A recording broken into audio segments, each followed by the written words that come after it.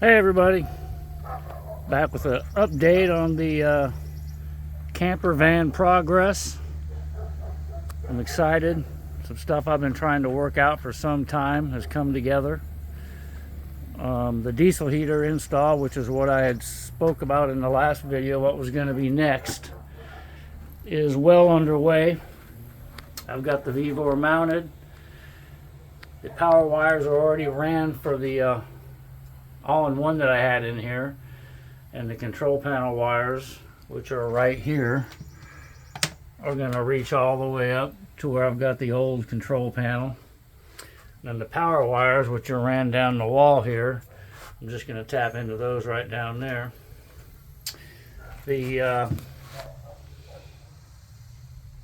outlet where I had the all-in-one going out isn't going to line up, so I'm just going to use the blue screen right there. I'll crawl up underneath here and let you guys see what it looks like underneath.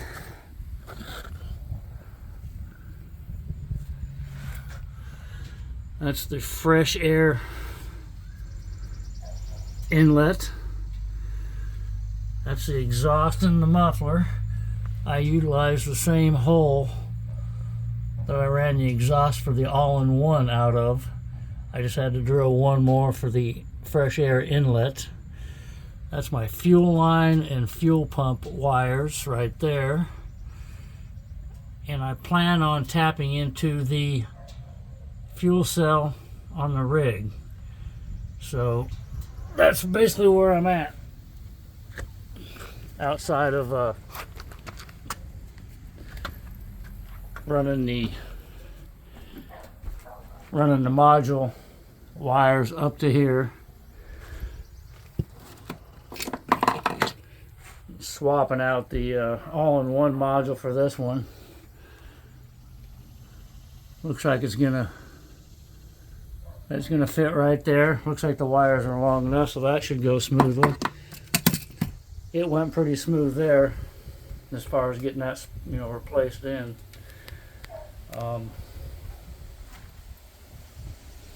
And back to the other items that I've been working on. We're just hanging out here. Not a bad view. Right out the back door. Nice little quiet park. But the other items that I've been trying to find people to do for me, the stuff I can't do, one is the custom hitch in the back. This is going to come out right down here. I found a shop within 5 miles of my house, Flag Welding. They're fabricators and welders, and he says he puts hitches on dump trucks and all kinds of stuff. So I've got that set up for the last week of August. He's going to put that on. And then, unfortunately, Grace has got a little bit of rust bleeding through right here. And in speaking with the guys at Flag Welding and Fabrication, they turned me on to a guy that's within 5 miles of my house as well, just in the other direction, that is willing, not only willing to, but he's got 2 cars in the shop now that he's doing rust. He's basically going to cut it out, weld in new metal, and finish it off and paint it.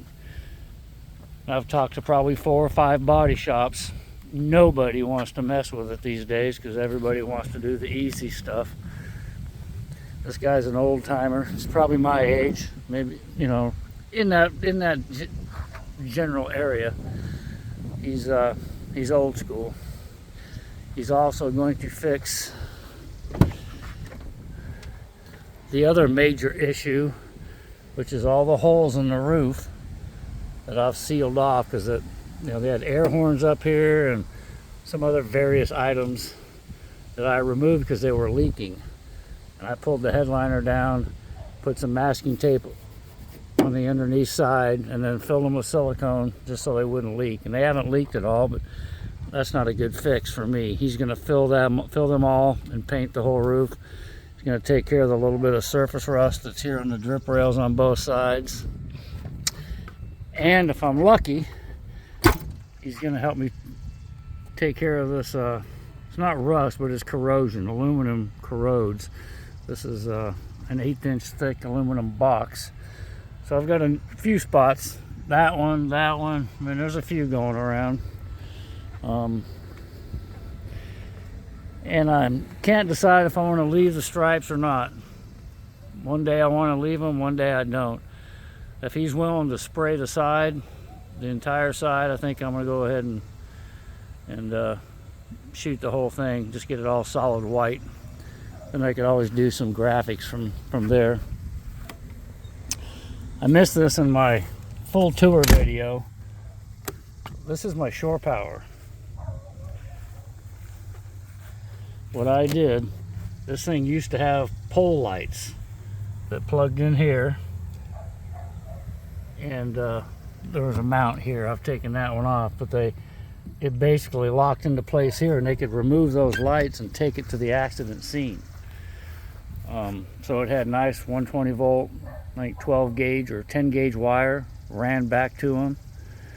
And since I have no intention to using them, I took this inlet here, put my own 30 amp in it, took the wires from that side and connected it to the wires from this side so that it would reach all the way down and around and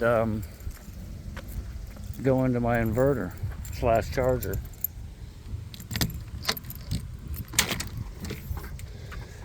So which one is it? This one's the output, this is the input. This 12 gauge wire here has been in this ambulance since 2000. It's marine grade. Seems to work great. I figured I might as well utilize what I got. I thought that's kind of why I like these ambulances to convert, is because there's a lot of stuff here you can reuse, and that wiring was just one of them. So the bodywork is set to get done, and the paint. The hitch is set to get done, which is great. I think we're going to remove this. In fact, I know we are. I might be able to keep the bumper on each end. If not, I'll have to take the whole bumper off.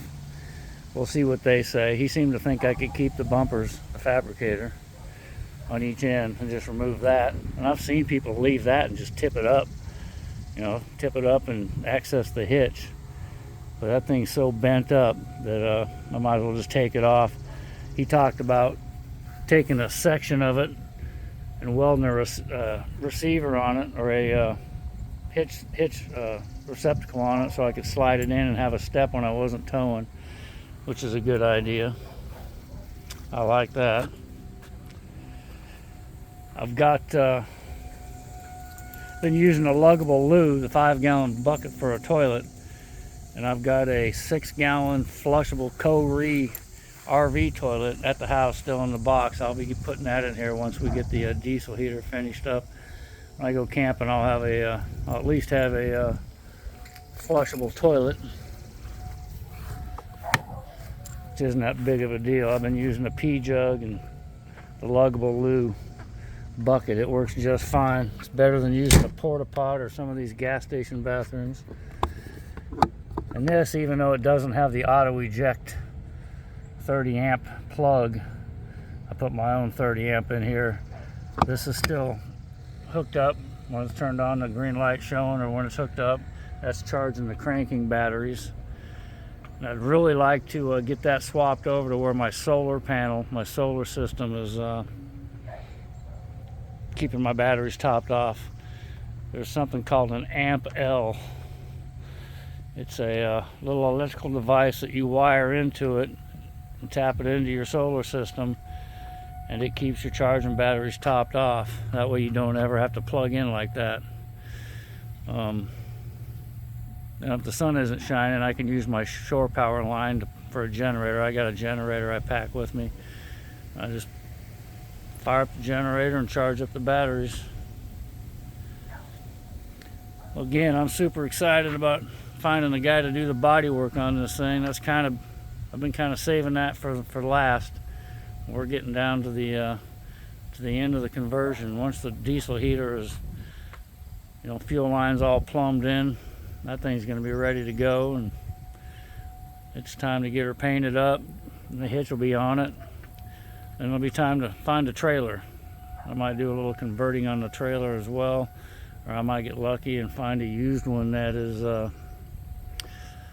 finished off with cabinets and some good stuff in it. That's kind of what I'm looking for, one that's converted over like a mini toy hauler, so I can haul the KTM 390,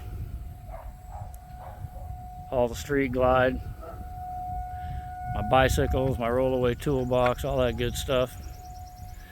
The plan is by next October to have everything lined up to where I can spend the winter in Quartzsite. That's kind of the plan. For that to happen, I really need to get a roommate or just move out of the house and get it rented. That's going to be kind of a big thing to get pulled off, so I don't have to pay the mortgage for the 4 months I'm gone. Be nice if I had a roommate in there paying part of it. If not, I'll cross that bridge when it comes to it. I gotta play it by ear, see where we're at. Well, that wraps this update up. I'll keep you guys posted on the fuel cell. I'm doing some research on tapping into the fuel cell. I got an email into the Campulence man, David. He's pretty sure he's done it. He started out with a small diesel tank mounted on the back door. I'm pretty sure he has swapped over to his rig fuel tank. So I'm hoping he'll respond with his email and give me some guidance on how to pull that off, or who pulled it off for him, so I can find somebody. My research so far shows I'm gonna have to drop the whole tank. So, and you go in through the top where the sending unit's at, and it also looks like the best way to do it is just drill a small hole through the breather valve at the top. There's a breather line that has a 90-degree on it, and you just drill straight down through it and put your pickup tube straight down through there and run it down to where it's maybe a few inches off the bottom, so you're not sucking bad fuel off the bottom. And actually not even a few inches, maybe a quarter of the way up, because you don't want to run your diesel heater and suck your tank completely dry so you can't get to a fuel station.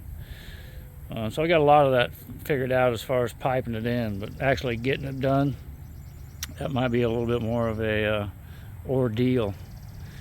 But I got some buddies that got shops. If one of them's got a lift that'll pick this big girl up, it takes a big lift to get her off the ground.